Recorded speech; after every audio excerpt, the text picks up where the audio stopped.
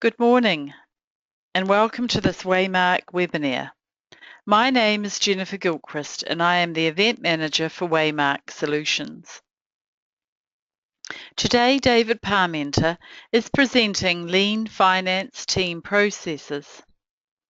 David is an international presenter, author of 4 books, and leading expert in the development of KPIs, rolling planning, lean accounting practices, and 21st century management and leadership. David has worked for 3 of the top accountancy firms. He has also worked for BP Oil and has run a benchmarking practice in New Zealand. He is a Fellow of the Institute of Chartered Accountants in England and Wales. We would encourage you to participate by asking questions, which you can do anytime by typing in the question box and clicking on Send. I'll now hand over to David.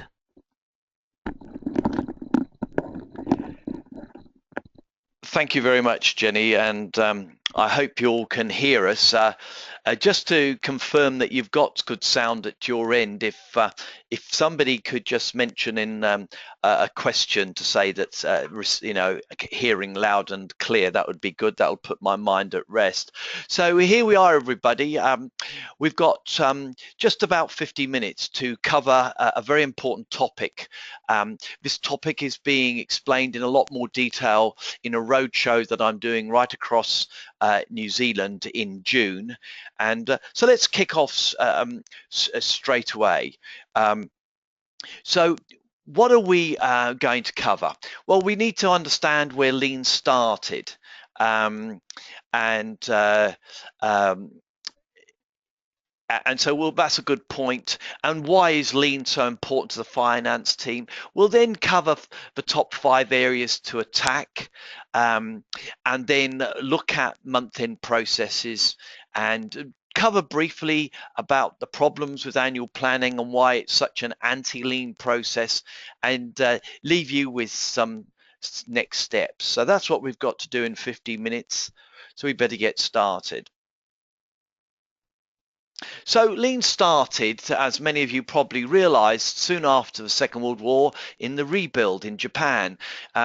America, in probably one of their best foreign policy moves, were convinced that they didn't want a repeat of what happened in Germany after the First World War. So instead of pulling all the infrastructure out of Japan, they did the opposite, and they sent some of their brightest minds, including Deming, over there to help with the rebuild. Well, Deming and Japanese thinking was a marriage made in heaven, and very soon the quality circles that Deming had been preaching in America to an audience that weren't particularly interested was taken up in Japan. And by the mid-60s, as some of us will remember, everything electronic had Japan made on it. And the multinationals, the Japanese multinationals, were born. The major car manufacturers took off, and so forth.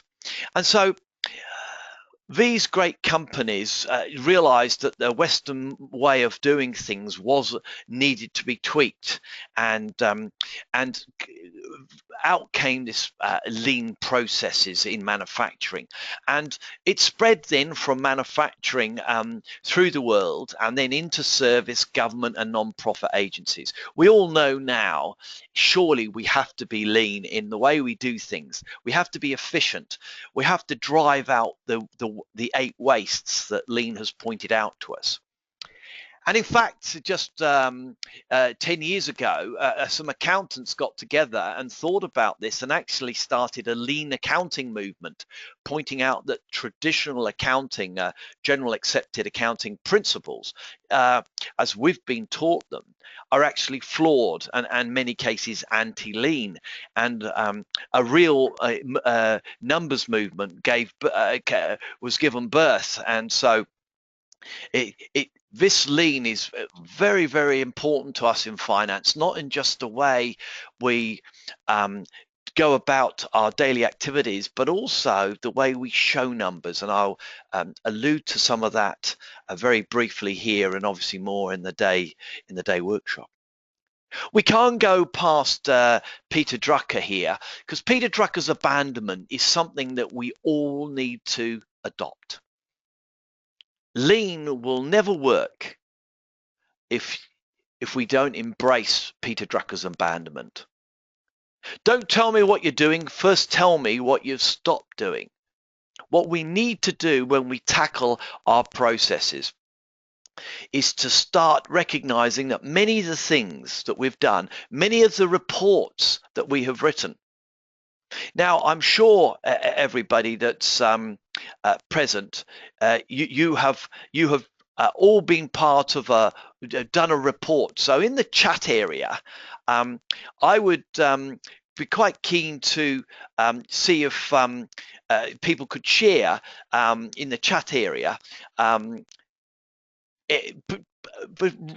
Have you ever deleted a report out of and just waited to see if anything happened and found that nothing did and the report was abandoned? That's a typical example of abandonment, but the abandonment is obviously much broader than that, because it goes into the very processes that we do. So if somebody could fill that out, if you can't use the chat, put it in the question box and cover it that way. So to understand Lean, we must first really understand Toyota, because really Toyota has been the most written about organization in the Lean processes. And there's a brilliant book, as you can see there, called The Toyota Way. And in the little gift I'm giving you a little 6-page summary of the book. I strongly recommend that you should read the book. It's been written by Jeffrey Leica, and it covers the 14 management principles of Toyota, and it's broken in this pyramid. And the very first management principle is that the long term will always take precedence over the short term. That, of course, is the opposite to what happens in real life in many organizations. So these fundamental ways of looking at business are remarkably different and worthy of our understanding.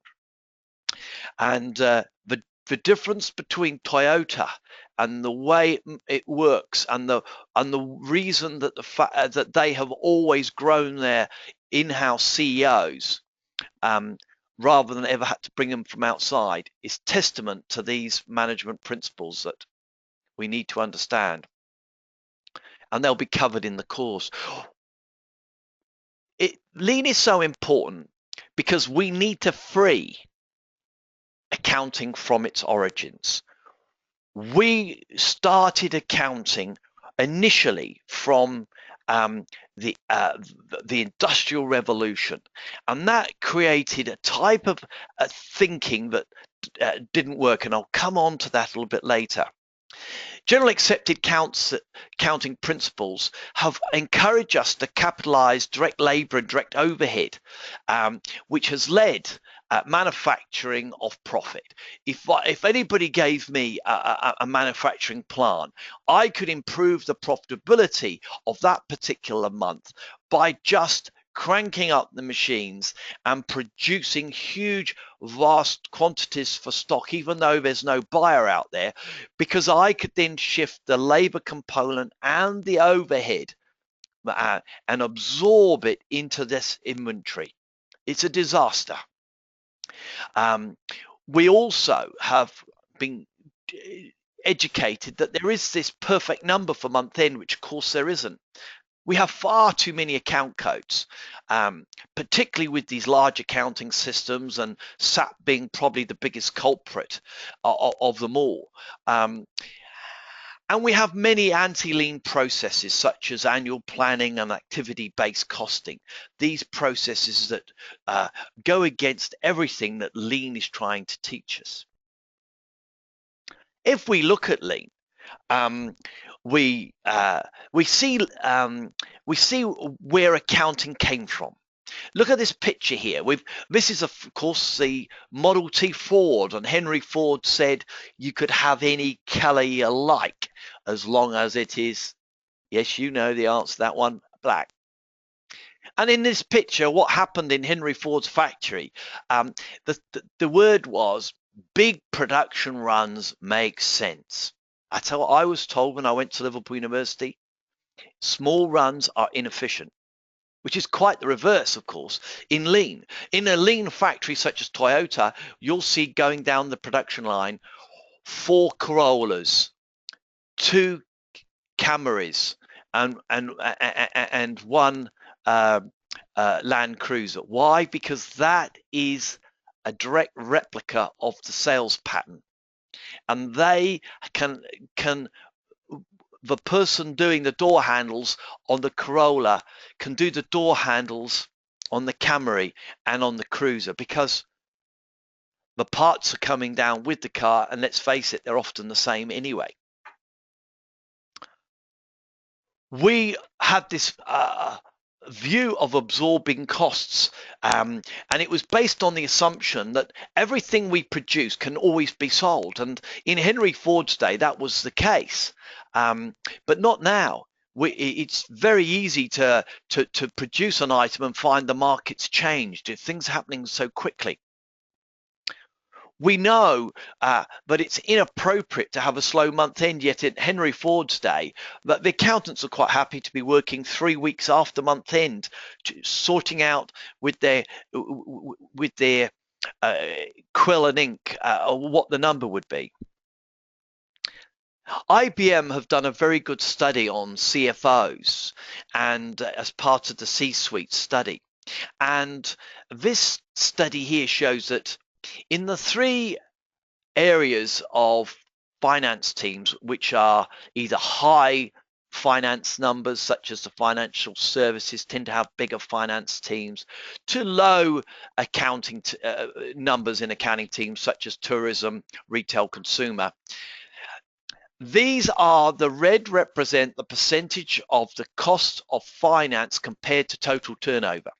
Now, you compare the red against the grey for finance services, the top quartile are dramatically more efficient and cost less than those of the medium. So you can see in all of the 3 areas, there is a big difference in being in the lean. So what areas should I attack? Well, let's look at some of these areas. We want to look at month-end reporting. We want to look at accounts payable and annual planning and forecasting and reporting.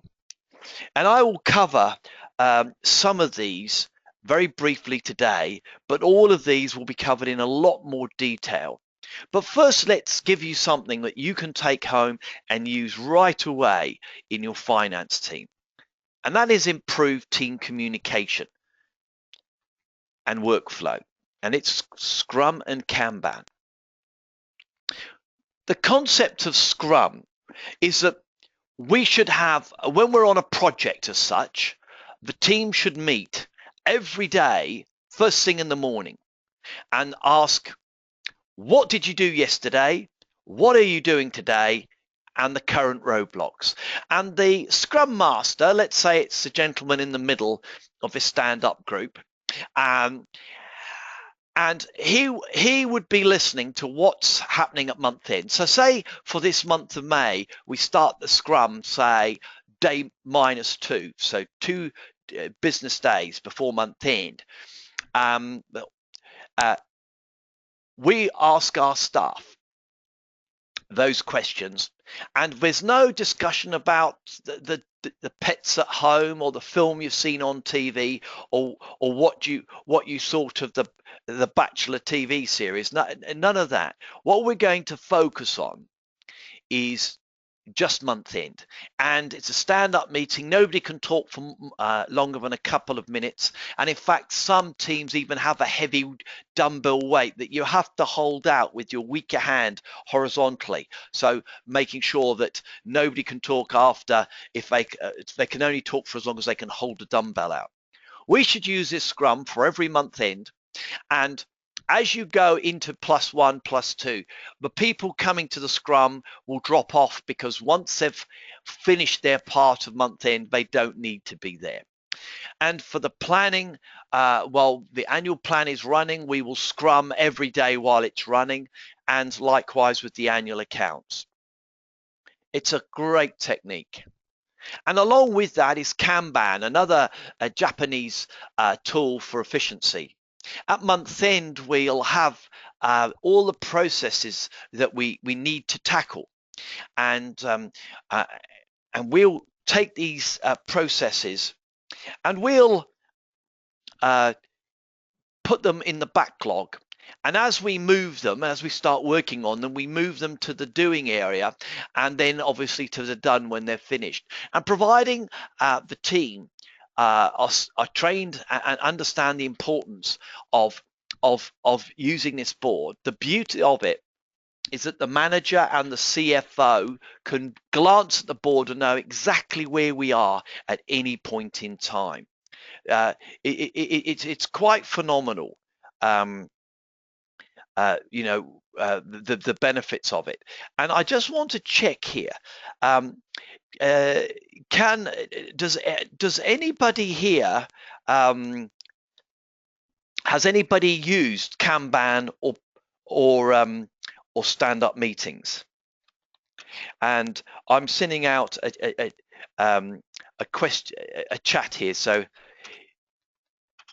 if we could see if we can respond. And now, if you can't see the chat area, please let me know, and then we'll find out what's going on, and we'll change it. So the Kanban is a beautiful system, and one of the things I'm going to show in the one-day course is that the post-it stickers that we got there in the backlog, they will be the stickers that we've re-engineered and are the ones after a major abandonment exercise. So we will have streamlined a lot of processes. Now I'm getting some feedback here, which is great. Thank you very much on the question. Yes. So that's good. Thank you very much for that. So we have people who are using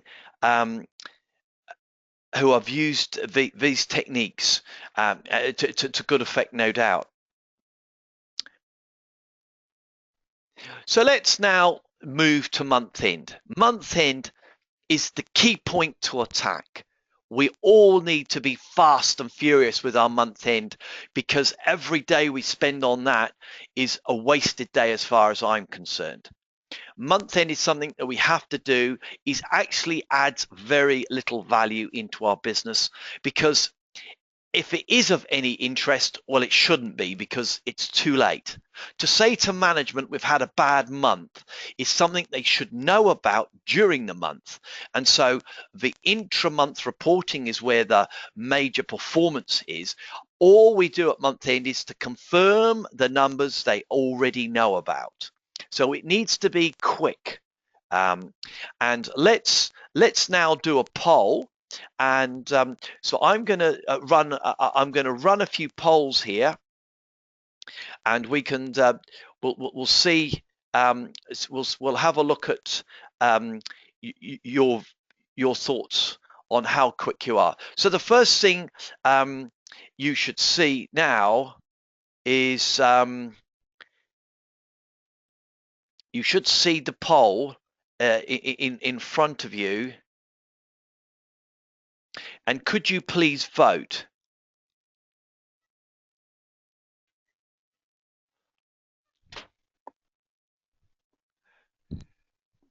So we've got some voting happening here. I'll give you a couple of minutes. So remember, one of the key things is we're talking about days when you close month end. So normally on a calendar month end, or some people are using 445, which I prefer. I'll come on to that later. To the point when the CEO's, it's right in front of the CEO. So I'll now, I'm closing this, and I will share this result with you. So as you can see, everybody, we have the bulk of us are over 5 working days. Well, for all those sitting there, of a near 60%, and if we add those at 4 to 5, you really do need to bring a team to the course. I can guarantee you that if you attend the course, I can get you over the hurdle and I'll get your month end down to 3 working days. These processes that I'm going to allude to have never failed. While we're on a roll here, let's just let's do a couple of other polls. Let's just find out about planning now. As you can see here, how long does it take to do your annual plan process? You can see the question in full on your screen. Now, annual planning, as we all know, is a real anti-lean process. You all know, as I do, but the number you come up with is wrong, will always be wrong. And why are we spending 3 months getting a wrong number when we could get a wrong number much, much quicker, and it could be a reasonable number at the same time? We've got nearly, I'll just close the poll now and share with you. As you can see on the screen there, nearly over 2/3 of us are spending over 2 months on a process, and nearly just over 40% are spending over 3 months. It's a frightening number, and the cost to the organization is absolutely crippling. And in fact, we only carry on this debacle because we've never actually fully disclosed the full cost to management of this process. Let's now look at what type of annual planning process do you have? Let's just find out that. So the traditional one, of course, is the old what I call the annual planning, which is really annual politics, where we so it's a very traditional view.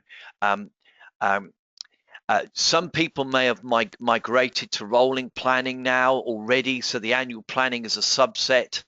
And some people are maybe even lucky enough not even to have annual planning process at all, because I firmly believe that if you use a traditional annual planning process, you'd be better off without any planning whatsoever. But so let's just close. Let's have a look at that. The numbers are still moving around. I think we've now got it. Let's just share that with you. So we have 50% doing the traditional annual planning, the real anti-lean process. We have nearly 40% who are looking to move. They recognize it's, and we have a small bastion of hope where, the 10%ers who are actually migrated to rolling planning. For those people that have, if you can use the chat facility, or if not, just put your response by way of a question, and just share with us, what you've found. So everybody, thank you very much for those polls. Now we'll move on to another area.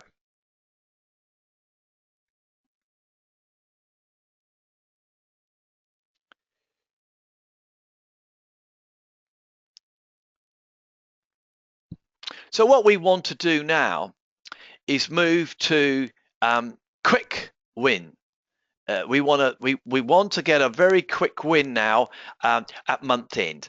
We want numbers and commentary to the CEO, and what we're aiming at, we really want to be in that outstanding and exceptional area. I don't think there's any reason to be longer than 3 working days at it.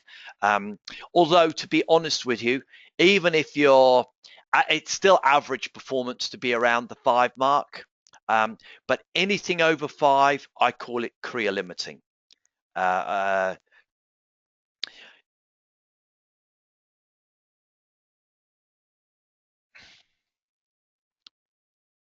So, well, let's talk about the 12 steps to freedom. Freedom from being a historian, freedom from late nights in the office, producing numbers that management may not be too interested in reading. Freedom from the past so we can spend time in the future. I cover the 12 steps on the course, but I have only time to pick off a couple of these. So you can see the ones I'm picking off because they're bold. So we'll cover those. So we're going to cover 4, and the rest will be covered in the in the course. Well, the first thing we've got to do is establish month-end reporting rules within the finance team. You know that in your finance team, you'll have one person, and it could be you, I don't know, who's hooked onto detail. They're not happy, or this person isn't happy unless they really think, we've got to have a bit of blood, sweat, and tears on a month-end process because we've got to strive for excellence for that perfect number. Well, it doesn't exist. If I gave all of us listening to this webinar the same set of numbers, when we came back after doing our work and we gave the net profit figure for the organization, you and I know not one of us would have the same number. Because, folks, we're artists. We sculpt the number, and all we're required to do is give a true and fair view. And there is tolerance within that. So that's all we need to do.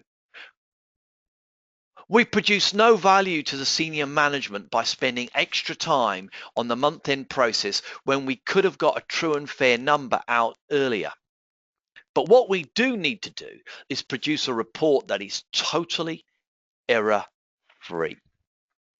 Far too many times, a senior manager picks up a report and looks at it, skims over it, and embarrasses us because they've found an error in page 8.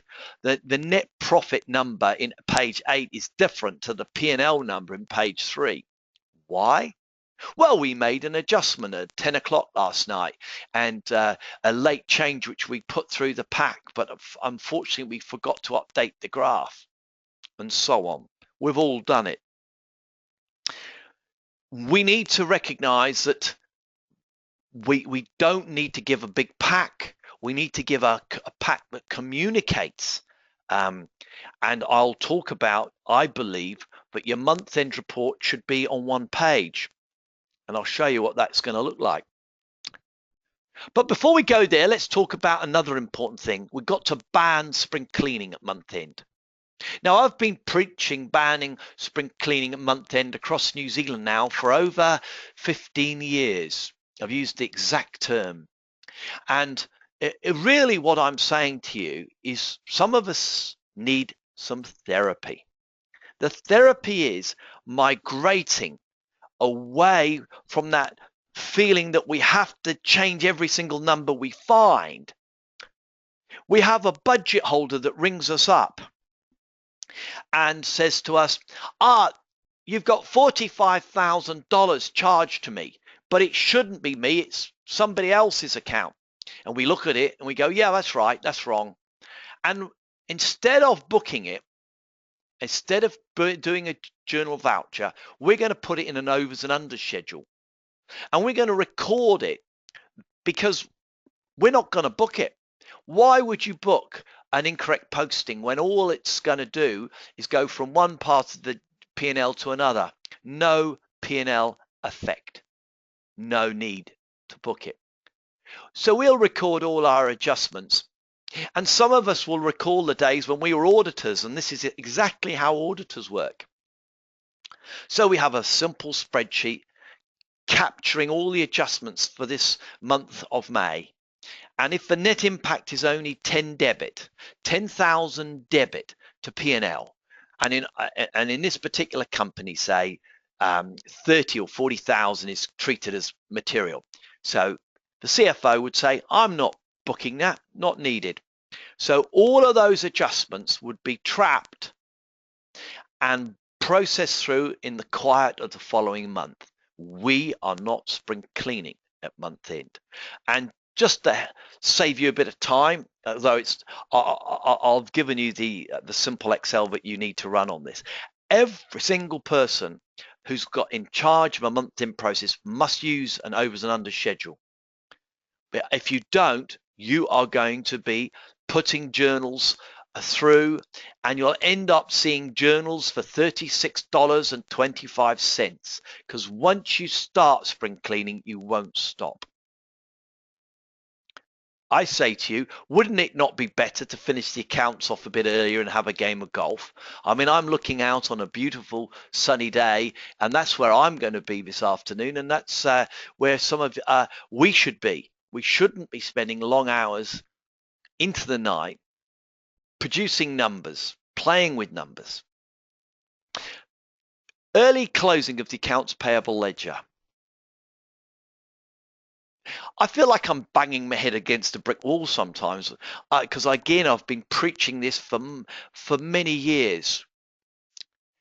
Leading organizations are closing off accounts payable on the last working day or earlier. There is no purpose whatsoever in holding your month end to be longer. No purpose at all. You could hold it open 1 day, 2 days, 3 days, but you're not going to get all the invoices in. What we need to tackle is how we have this tsunami of invoices at month end. Let's tackle why we've got this problem. Let's smooth out the information flow. Let's get certain monthly invoices in earlier, so we don't have them coming at the end of the day. Let's not have 200 stationary invoices when we can have one consolidated invoice from a stationer, and it could be sent to us on the 28th of the month, and we'll always be out 2 days. Why not have your power invoice on the 28th of a month? Why not have the telecommunications and all your visas closed off so that AP can process them before month end? Let's take the drama out. Let's reduce accounts payable volumes by over 60% by using smart, lean processes, all of which will be covered in the course. But one thing is for sure, you cannot live with an AP cutoff sitting after day -1. Any day added to that is going to slow you up by that corresponding day. In Wellington, many years ago, a CFO who's long since retired showed me a trick of how you close accruals off before accounts payable is closed off. This particular CFO was a very clever chap and liked things to be done in the simplest way possible. And this was the way he pointed it out to me. He said, if we're closing AP on noon last working day, we need all the information to the accounts payable officers at least 24 hours before that. So let's assume that all budget holders have cleaned their top drawer, and now we get them to say, well, since you've done that and you can guarantee that AP will process it for you so that they can rest assured they'll all be in the system. Stand back and think about all orders you've raised and services you've received but haven't been invoiced. Now, as many of you know, if you've got a proper accounting system and it's used wisely, particularly for large value items, this could be automated. But let's say in some organizations, maybe they do breach some of the procedures here and don't raise orders all the time. We get them to sit and think about it, and we get them to raise their accruals. And we all know that an accrual is a series of debits and one credit. Well, we set them, the rules are as follows. Nobody can raise an accrual unless the total accrual is over a certain number. Let's say 10,000, say, or 5,000. Or 20,000. And then the debit, no debit can be less than. So if it was 20,000, I'd say 5,000. If it was 10,000 total minimum of accruals, then I would say maybe 3,000 and so on. So you set a debit and a credit limit. This will mean that only half or less of your business units can raise accruals. That's great. And if you get a small business manager or budget holder very upset that the fact they're not doing accruals, you just say to them, just get promoted. But we are not having immaterial items wagging the dog. So in other words, they have got to live with materiality for the organization. One of the key 12 steps is to embrace lean reporting. Lean reporting is all about one-page reporting. Why, if we can get something on one page, should we issue a 12, 20, 30-page report? Many years ago, I bumped into an accountant in Wellington, and I said to the accountant, what are you doing at the moment? Anything new in reporting? And he, very quietly spoken, very thoughtful accountant, said to me, David, I'm thinking about trying to get the finance pack onto one page. And this is what he showed me, a bit of brilliance. 3-column, areas to note, performance of business units can be in the middle, and a potted version of the P&L and balance sheet. Not too many numbers. We want to keep them high level. We don't want to show staff uniforms have gone up by $254.25. They're not going to see that. Now, on the reverse of this A3 page, what we did in Adelaide, one retail outlet who had 200 retail shops, we broke them up into 3 league tables, the big, the medium and the small. And we showed them in the league table based on revenue per square foot or revenue per employee or whatever was appropriate. And that gave the CEO the snapshot into the business, and that's all they needed. Now I'm cheating. I'm actually using 4 A4 pages, as you gathered, if I use the other side. But we can still call it the one pager. I guarantee you. But if you convert your finance pack to one page, when you give it to the CEO, it won't go in the briefcase. They'll look at it straight away. What do you think of that? What do you think of that one pager? Now, it appears that we're having a problem with the chat area. So what you'll need to use is the use the question area, which you've all got access to.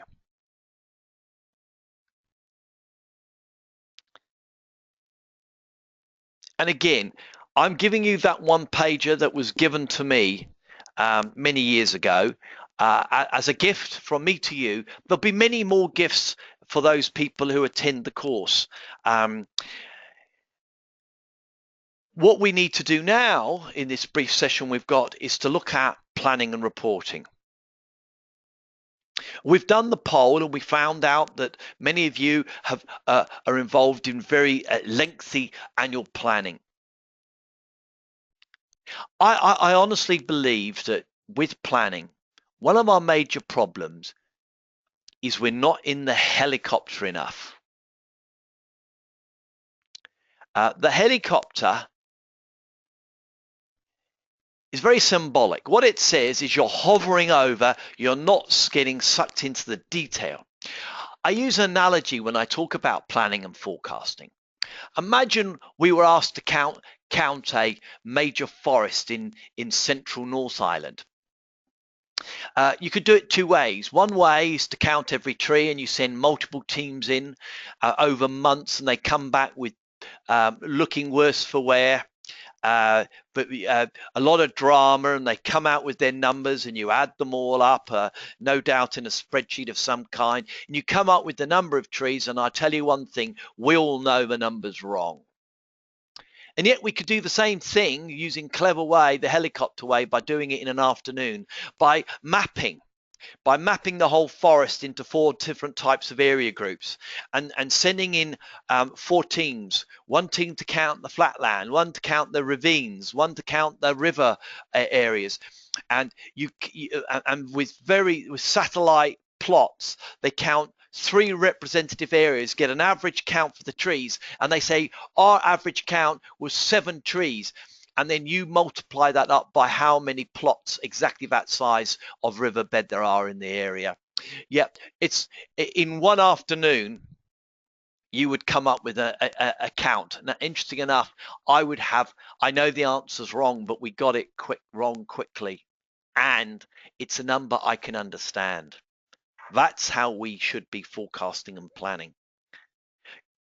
Annual planning, as we all know, stands for annual politics, and we've got to take the politics out of annual planning. And forecasting and planning in detail does not give a better view of the future. I'm going to cover in the course the foundation stones of a 10-day annual planning process. There's not an organisation in New Zealand that can afford to spend more than 10 days on an annual planning process. It should be a byproduct of a rolling planning process. So I'm going to cover just the bold ones here, as you can see on the slide. So let's get into those 4 ones I'll cover. Firstly, we're going to make sure that the board or the minister knows, or the council members know, that setting a target is one thing, but our annual plan may come up with a number that's different. Because what we've done in the past, of course, is been told that we have to make the annual plan equal the target. And by doing that, we are forced to lie. So as you can see with the pink diamond there, the pink or purple diamond, that lie carries on through the year until we end up owning up to management and the board or the council that we're not going to make it, never were, and there we are. Where in reality, the truth was always sitting somewhere different. And I'm an advocate or a disciple of the work of Jeremy Hope, who said forecasting should be a version of the truth and not what people want to hear. So it's a very important step we have to separate. And I'll explain in the course why by allowing the two to be different, it will help focus the board and the council on closing the gaps. One of the key things we must do in an annual planning process is never, ever phase the annual budget. Many people listening today who are busy on their June year-end process will have been well and truly into their annual planning, and you have the chance to stop one of the greatest mistakes accountants have done since 1497, and that is to take the annual plan and divide it by 12, because we have the 12 columns in our planning tool in the first place. The problem has been, and will be for this year and next year and the year after that, is whilst you had 12 numbers that added up to an annual plan that may have made some sense, the trouble is your July column that was meant to be July turns out actually to be September, and September, which had the name September over it, happens to be December's numbers, and so the 12 are in the wrong place. What we need to do is set monthly phasing at just before we need it, quarterly, in advance, and not as part of the annual planning process. We never needed to phase the annual plan monthly at the annual planning. It was saying that we could see into the future with such clarity. Not only could we see the total number, but we could predict its actual makeup. I tell you what, if you really did believe that, you shouldn't be an accountant. You should be on the Hayman Islands, because you've made all your money on the stock market. A great friend of mine is Harry Mills. Harry Mills, a great business book writer, pointed out to me it's better to be nearly right than precisely wrong. we never needed to budget at account code level. We've got far too many account codes anyway. To budget at it is sheer stupidity, and we've got to stop that and look at it in a different way. And in the course, I'll talk about the benefit of taking your account codes and putting them into category headings, and making these category headings no smaller than, say, 10%. And so, for example, if looking at these small account codes here, we would wrap them all together, call them consumables, and simply say to somebody, just give us a number for consumables. And don't worry about working out its breakdown. You don't need it. We budget at a higher level, we report at the higher level, and we can, if we so wish, still account at account code level because we've got the account codes, but we don't have variance reporting at that level. Never needed it, and it causes a major problem when we do. Because when we run out of a budget at account code level, people start coding into other buckets because there's slack there. If they're funded more centrally, like in this example, it doesn't matter how the 22,000 is spent. If cleaning is now 2,500, so what? Doesn't matter. Let's show cleaning that it was cleaning and not hide it in uniforms on stationery because there was some slack in the budget there.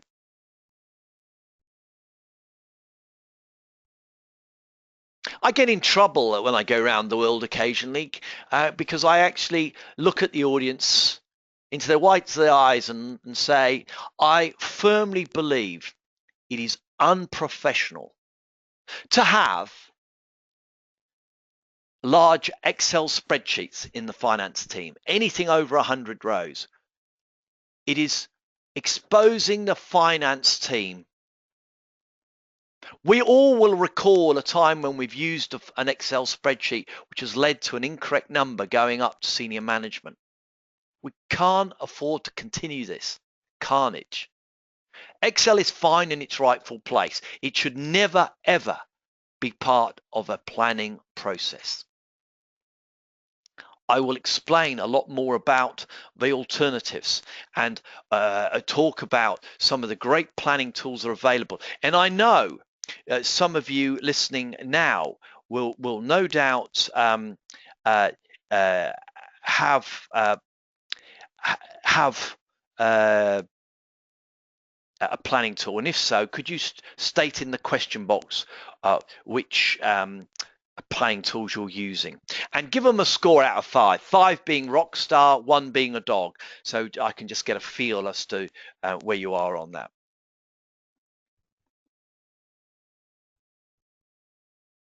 So on the one-day lean course, what am I covering? I'll spend quite a lot of time on month end, up to showing how to post-it engineer so we can change our month end for June. We will start a bit more, we'll show how scrums really work. I'll do demonstrations. And then we'll look at 445 reporting, where you report having 4 or 5 weeks, and some of you will already have experienced that. We'll talk about how to get planning and AP and reporting and rolling planning working.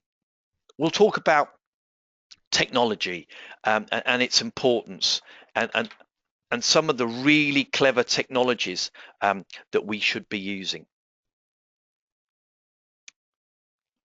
I want to sort of bring your attention now to a resource that I urge you all to participate in. I speak a lot for the Faculty of Finance and Management in the UK. They're a subset of the institute over there, and they have this journal which is the world's best journal for corporate accountants. It's solely designed with content about what accountants need. And they've produced some marvelous not only month-end reports, but they also do special reports, such as this one here, A Guide to Smarter Business Planning. It costs around about £100 a year. So in Kiwi dollars terms, around about 200. It's a small cost, and you also can participate in some of their free webinars.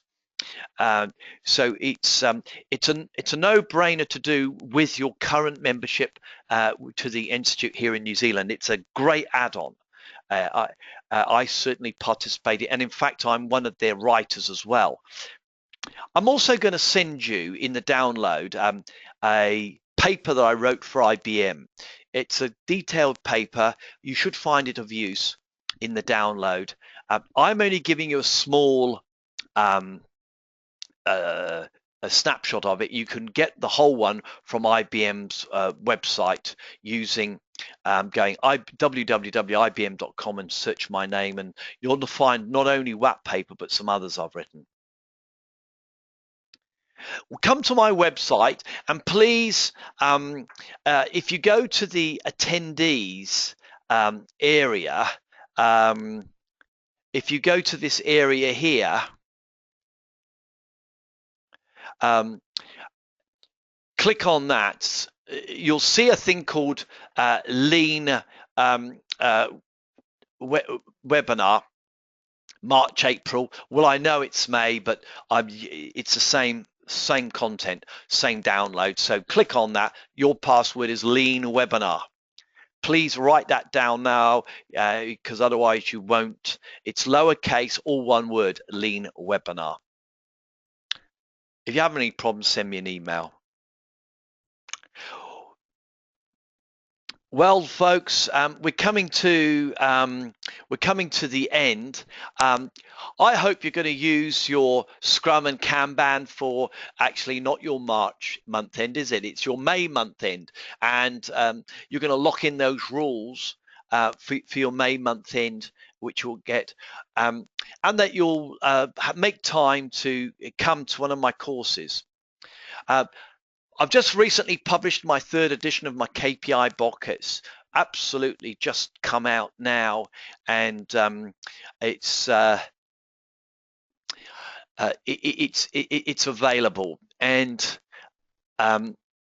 so everybody, we've had a session, and I hope that you will make some inroads into your month end from what we've talked about for May. We can tweak it even more if you have time to come to any of these courses that you see ahead of you.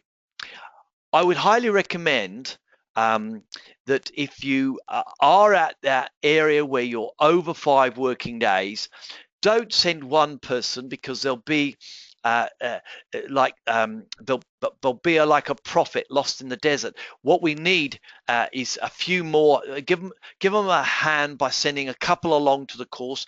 There are group discounts that are available for joining.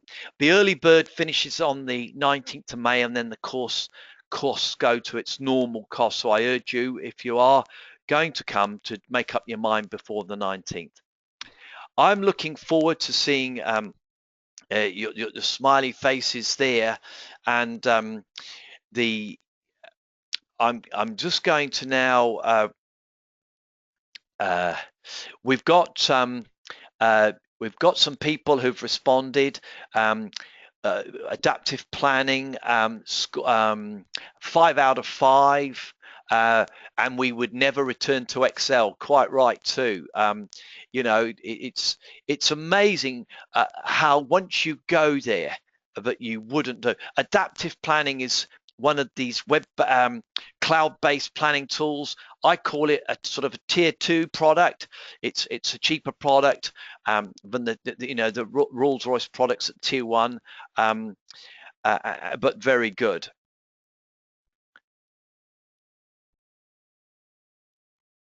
So everybody, if there's any questions now, you can table them now, and then other than that, you can go on my website, download, and get stuck into it. And on my website, you will also see the course is there, so you can very easily access the registration form, fill it out, and Jennifer will sort it out.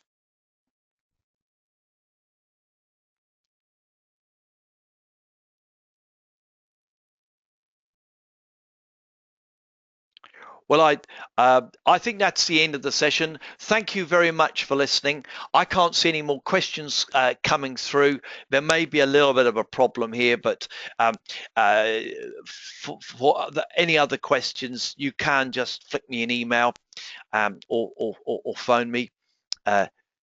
Thank you so much for staying around. I hope for the duration of the day, and I'm hopeful that this session and the workshop that follows in June will change the time that's spent in month end so that you can score more goals and enhance the career of not only yourself, but all those who work underneath you. Many thanks.